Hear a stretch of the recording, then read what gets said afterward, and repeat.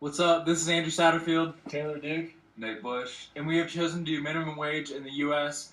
for our business law project presentation. So, we chose to do minimum wage because it is something that affects many of us. Whether you currently work a minimum wage job or have in the past, many U.S. citizens are in support of a raise in minimum wage. Many states this year have imposed legislation increasing the state minimum wage, and as you can see in the map below, there's an increasing trend to increase the minimum wage in the U.S. This might seem like good legislation to pass, but in the long run it only increases the wage gap and unemployment because it creates competition. If a federal increase is passed, the future workforce will be shaped differently than in previous years. In the map below, you can see that the current minimum wage right now at the federal level is $7.25. But many states are increasing it, such as Washington, Oregon, and Nevada, and Alaska will have it $9.75 by 2016. The future workforce. A study done by Georgetown University stated that 42% of American jobs needed a college degree in 2010, and by 2018, 44% of jobs will require a college degree. Now more than ever is it important to go to colleges, as businesses require employees to have a college degree. This number will continue to rise due to employers wanting a higher quality of employees. On the opposite side of the spectrum are those who have the equivalent of a high school diploma and are looking for work. We will look at these types of people in the next slide.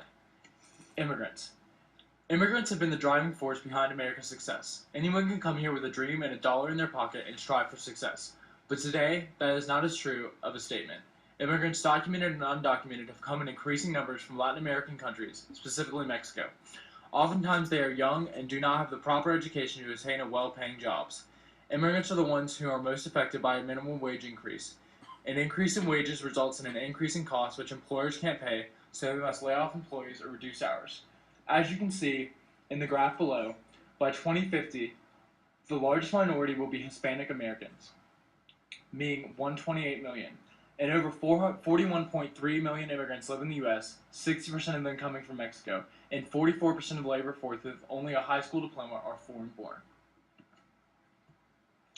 The future. By 2050, the greatest population will come from immigrants. Many of these will be low-skilled and will not be able to find high-paying jobs because of their education. This will become a huge problem for the U.S. if the minimum wage is increased because of the competition for jobs among low-skilled workers. Government assistance will increase, resulting in either an increased deficit or taxes. In the next few slides, we will discuss the laws associated with minimum wage and current legal issues. Alright, so some of the current trending issues going on with minimum wage is that this year, April 14th, a group of residents in Flagstaff, Arizona are suing the state over a law that prohibits the cities from raising the minimum wage. The group argues that the cost of living in northern Arizona is nearly impossible to afford on an 8-hour pay rate. If the court rules cities and towns can set their own minimum wage, groups across the state are expected to push for higher wages to support the high cost of living in Arizona. That is why the people of Flagstaff are determined to establish this local law. This is really important to discuss as the push for higher minimum wages could result in lawsuits all over the country as more and more people want higher wages. Anywhere that the minimum wage is below the cost of living is in danger of this result. Another topic recently in the news is that fast food cooks and cashiers demanding a $15 minimum wage walked off the job in over 236 cities in what organizers call the largest mobilization of low-wage workers ever. It is important to note that the workers are actually beginning to show their power as a collective force and demand that they get paid decent wages so that they can live in expensive cities. Other news dealing specifically with laws is that a Republican-backed bill to overhaul Nevada's overtime law and increase minimum wage for workers was approved this year on April 3rd. The changes to Nevada's laws are that the bill would eliminate a provision in the overtime regulations that employees must be paid at time and at 1/2 hours in excess of 8 hours within a 24-hour period. Instead, overtime would kick off after 40 hours worked in 1 week. The Senate also inserted an amendment to raise Nevada's minimum wage to $9 an hour. Once again, minimum wage is the forefront of discussion, and people all over are serious about the increase in pay. specific laws is that the state minimum wage requirements are generally controlled by legislative activities within the individual states themselves, and that the federal minimum wage law supersedes the state minimum wage law, where the federal minimum wage is greater than the state minimum wage. There are only 2 states that have their minimum wage set lower than the federal minimum wage. There are actually 29 states plus DC with a minimum wage set higher, and 14 states have a minimum wage requirement that is the same as the federal minimum wage. The remaining 5 states do not have an established minimum wage requirement. While it is obvious there is a lot of support for higher wages, there are in fact a few people who are not in favor of higher wages. One of those people is Paul Clement, a lawyer who has argued 74 cases before the nation's highest court, including 2 of the most prominent cases from the most recent term.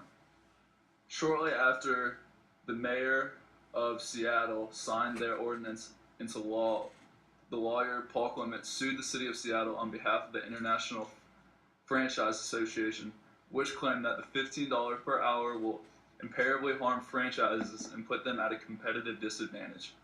The lawsuit, which was filed in Seattle federal court, takes aim at the provision of minimum wage law that treats hotels and fast food franchises differently from other small local businesses simply because they're associated with big corporations.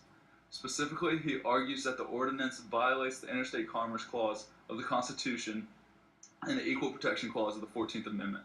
I quote what he said: "It is discriminatory in nature, and the filing says it crosses the constitutional line. It is easy to see that minimum wage laws are raising a lot of controversy around the country." The paradox of this is that an increase in the minimum wage seems logical because more money means more consumption, but in reality, it hurts the people that need it the most. The Cato Institute, a think tank in Washington that finds the best solutions for legislation and policy. Mark Wilson feels that the minimum wage increase harms those from low-income families and only benefits a small percent of the majority. James P. Smith, writing for the Academic Journal of Labor Economics, notes that immigrants from 2 previous generations on average have been between the ages of 32 and 45 years old, but now they are between the ages of 15 and 34. What does this mean for the workforce of undocumented immigrants? It means that these immigrants are less educated but will spend more time in the labor force, and more of these immigrants are couples looking to start families. In the past, the male head of the family would locate to the U.S. and send money back to their families in their native countries. Writing in the academic journal Industrial and Labor Relations Review, researchers P.R. Ranius and Madame Zavodi researched how minimum wage affects an immigrant. They compared 3 groups of workers: low-skilled immigrants, low-skilled native-born Americans, and teenagers as a base level for workers. They first looked at states' data to compare the employment rate in each state to its population. Arrhenius and Zavodi took the hours worked and hours earned to better understand the effects of a higher minimum wage in each state. The data was taken from an 11-year span from 1994 to 2005. The sample population came from the Current Population Survey that surveys over 55,000 different households across America. After comparing the 3 groups of workers, they found that immigrants had lower earnings compared to the group. Previous research done in 1994 by Stephen Trejo indicated that immigrants were also earning less than native skilled low workers.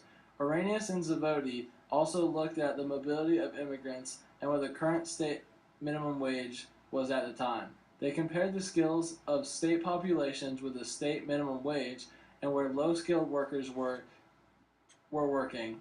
One might think that after a minimum wage increase, the state would see an increase in population, and this was usually true for native-born workers. But for immigrants, they seem to concentrate on the states that held the federal minimum wage level. In conclusion, we ask that you consider all the components and who is affected by a minimum wage increase.